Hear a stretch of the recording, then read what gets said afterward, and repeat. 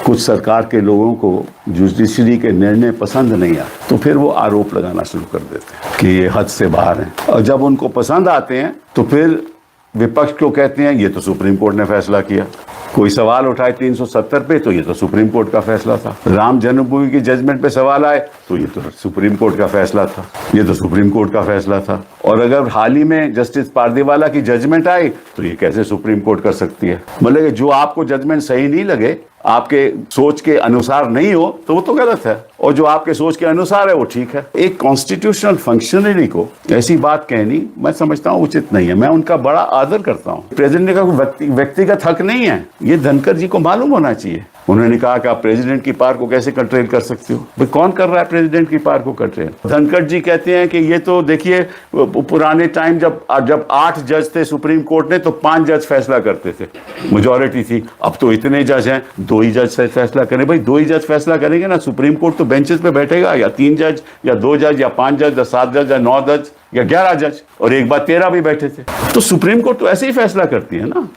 2 जज फैसला करें सारे देश को मानना पड़ता है, 3 करें सारे देश को मानना पड़ता है। आपको याद है जब इंदिरा जी के इलेक्शन का फैसला आया और उनको अनसीट किया गया तो सुप्रीम कोर्ट के मामला आया कि स्टे क्या देना चाहिए।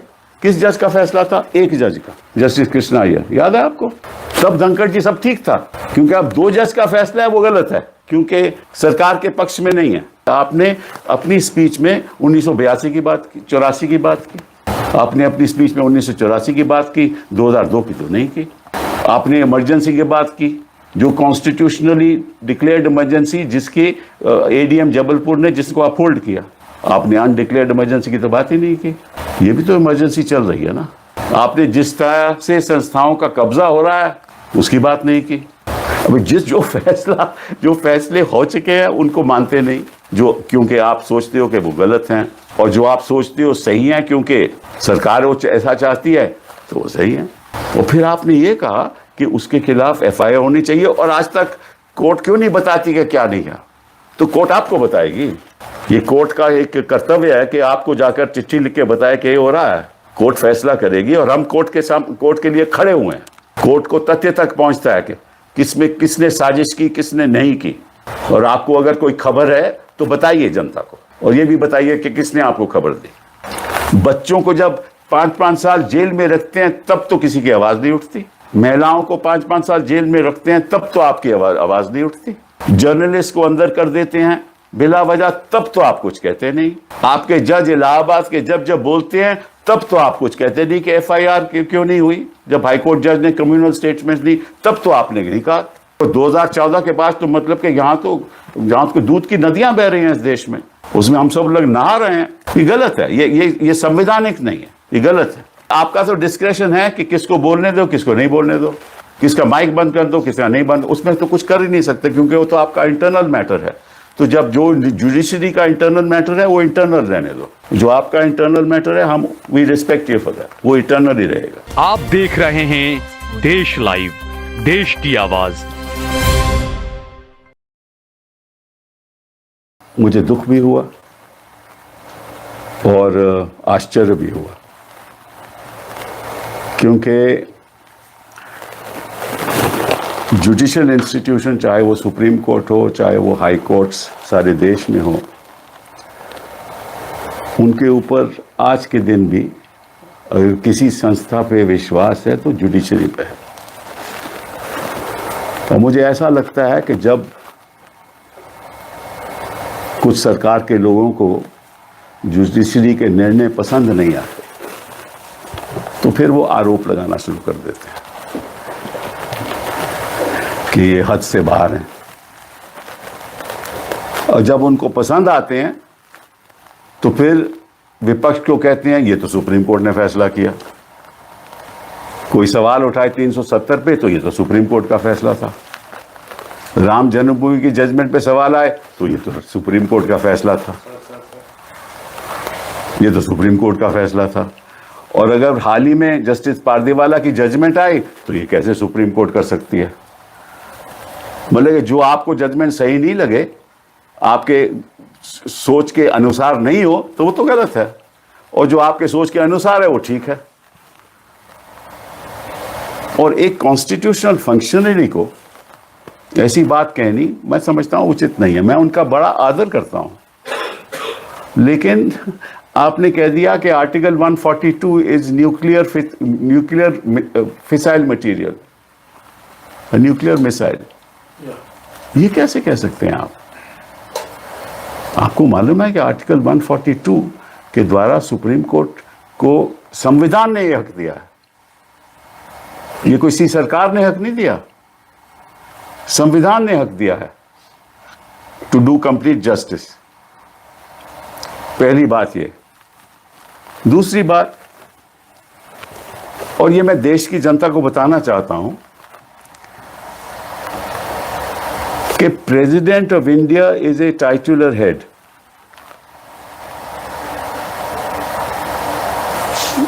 जब प्रेसिडेंट अपनी फंक्शंस करते हैं वो कैबिनेट की एडवाइस के अनुसार करते हैं।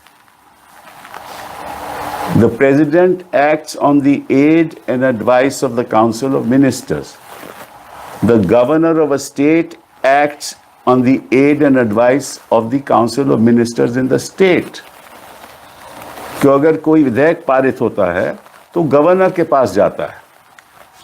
गवर्नर, संविधान ने हक दिया है, गवर्नर कमेंट्स करके वापस भेज सकता है विधेयक को, और फिर अगर दोबारा पास कर दे लेजिस्लेचर, असेंबली पास कर दे, तो गवर्नर को साइन करना पड़ता है, ये संविधान कहती है। गवर्नर ये भी कर सकता है कि कोई विधेयक को वो प्रेसिडेंट को भेज दे अपने कमेंट के साथ कि मुझे ये सही नहीं लगता, और प्रेसिडेंट अपने व्यक्तिगत अनुसार कुछ नहीं करती। President acts on the aid and advice of the council of ministers. वो बात सरकार, केंद्र सरकार पे जाती है, केंद्र सरकार के काउंसिल ऑफ मिनिस्टर पे जाती है। वो एडवाइस करते हैं प्रेसिडेंट को कि क्या करना है। ये प्रेसिडेंट का कोई व्यक्तिगत हक नहीं है। ये धनखड़ जी को मालूम होना चाहिए। उन्होंने कहा कि आप प्रेसिडेंट की पावर को कैसे कंट्रोल कर सकते हो? भाई कौन कर रहा है प्रेसिडेंट की पावर को कंट्रोल? मैं उदाहरण के तौर से आपको बताना चाहता हूं कि गवर्नर के पास विधेयक जाए और वो 2 साल वहां पड़ा रहे, वो अहम विधेयक हो कि जिसकी जनता के प्रति कई चीजें करनी हो, तो गवर्नर क्या बैठ सकता है? 2 साल बैठ सकता है उस मामले में, और कोर्ट को कोई अधिकार नहीं है कुछ करने का। This is in fact an intrusion on the supremacy of the legislature. ये तो उल्टी बात है।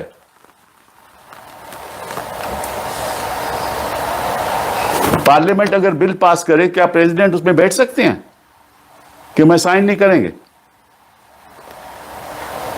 और अगर साइन नहीं करें तो किसी को अधिकार है कि नहीं कि भैया ये ऐसा अहम बिल है, कोई टेररिज्म पे बिल पास हो या किसी और चीज पे बिल पास हो, प्रेसिडेंट ये तो नहीं कह सकता मैं साइन नहीं करते। हाँ, कमेंट्स लेके वापस भेज सकते हैं, दोबारा पास हो, प्रेसिडेंट हैज टू साइन। ये तो संविधान की परंपरा है। ये अदालतों ने डिसाइड कर लिया है ऑलरेडी। तो मुझे इस बात का आश्चर्य है कि कभी तो बेगवाल जी जाकर कहते हैं कि हद में रहना चाहिए, कभी रिजू जी केरला में कहते हैं कि ये क्या हो रहा है अगर हम भी करने लगे तो, और धनखड़ जी कहते हैं कि ये तो देखिए पुराने टाइम जब 8 जज थे सुप्रीम कोर्ट में तो 5 जज फैसला करते थे, मेजॉरिटी थी। अब तो इतने जज हैं, 2 ही जज से फैसला करें। भाई 2 ही जज फैसला करेंगे ना, सुप्रीम कोर्ट तो बेंचेस पे बैठेगा, या 3 जज या 2 जज या 5 जज या 7 जज या 9 जज या 11 जज, और एक बार 13 भी बैठे थे। तो सुप्रीम कोर्ट तो ऐसे ही फैसला करती है ना।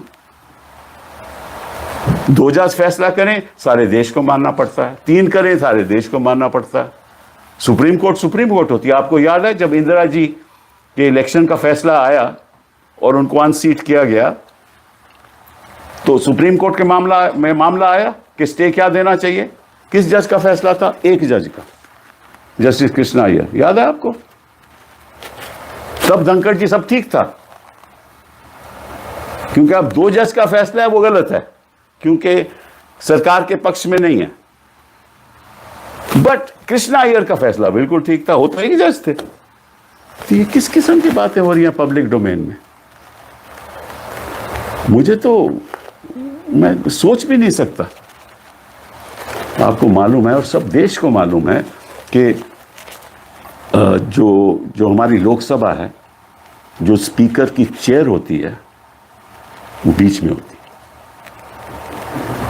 है। एक तरफ ट्रेजरी बेंचेस, दूसरी तरफ विपक्ष, और उनको कहते हैं speaker of the house, not speaker of one party, speaker of the house.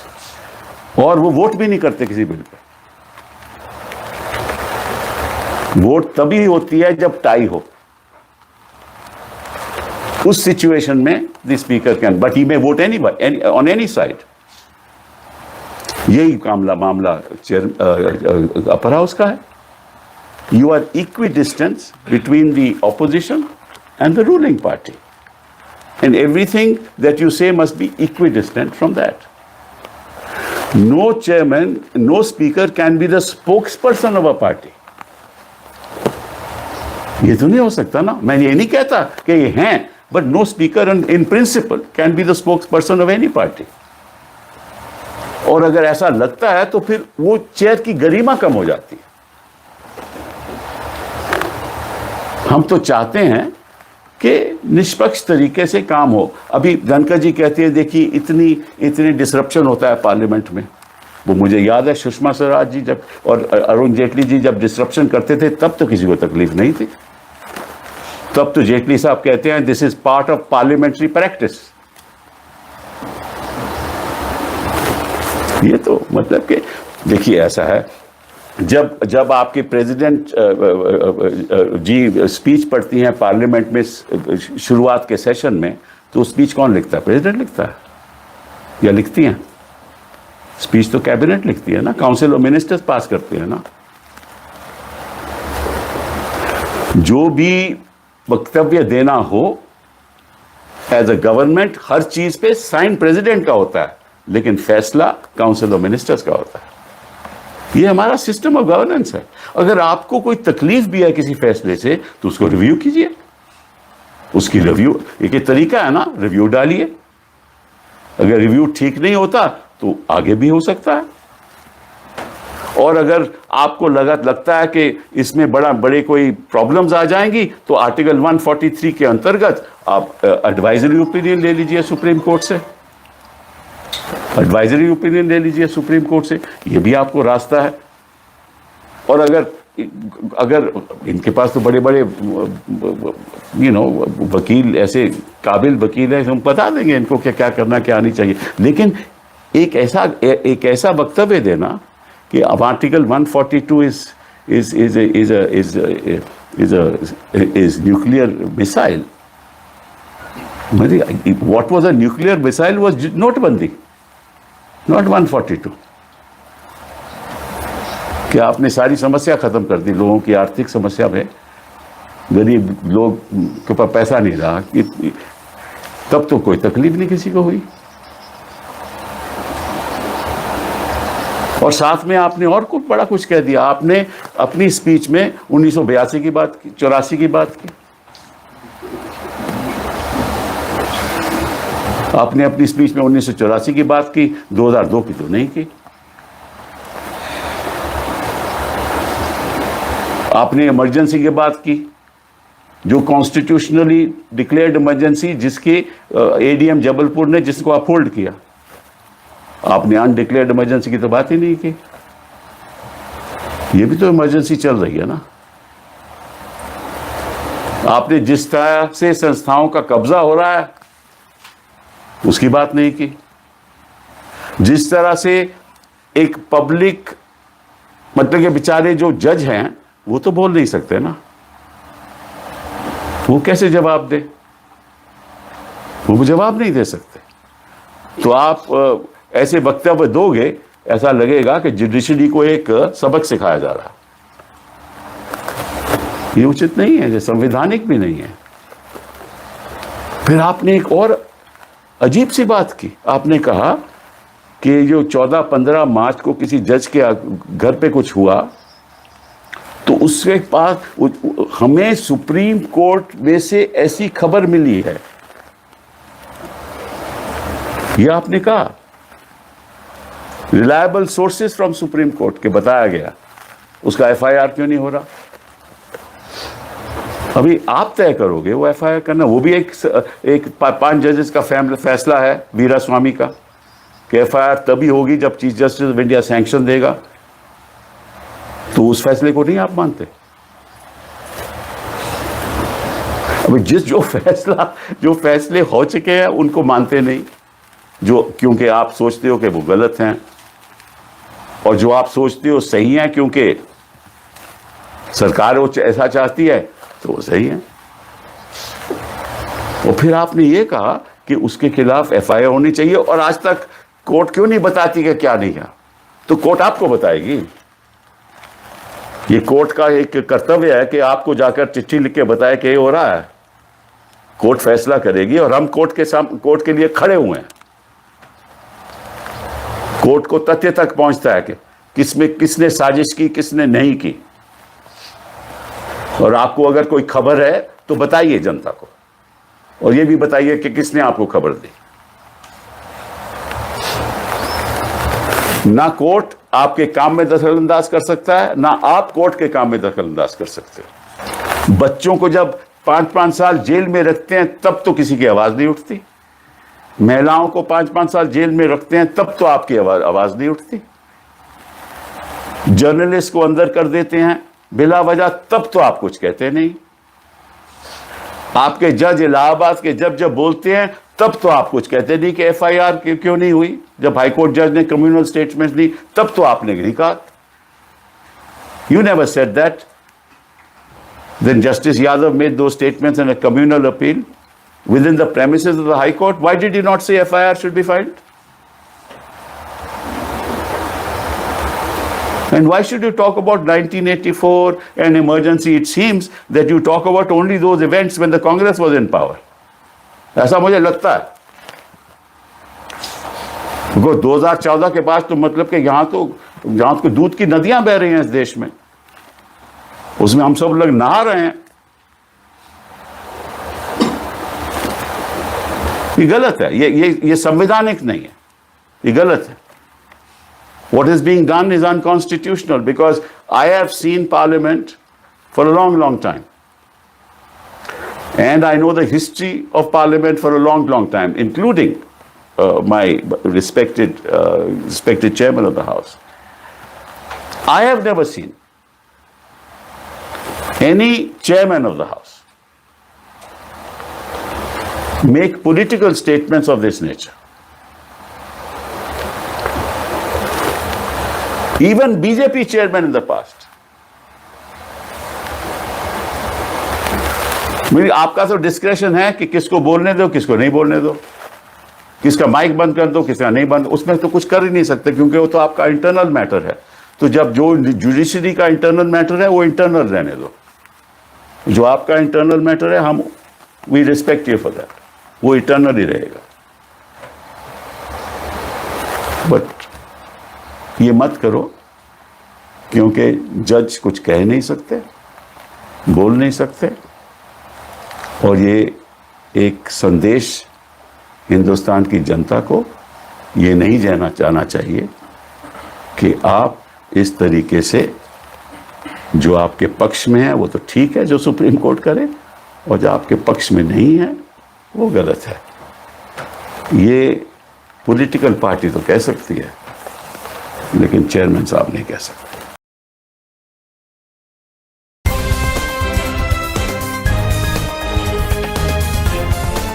देश और दुनिया की तमाम छोटी और बड़ी खबरों के लिए हमारे चैनल को सब्सक्राइब करना न भूलें और बेल का बटन जरूर दबाएं।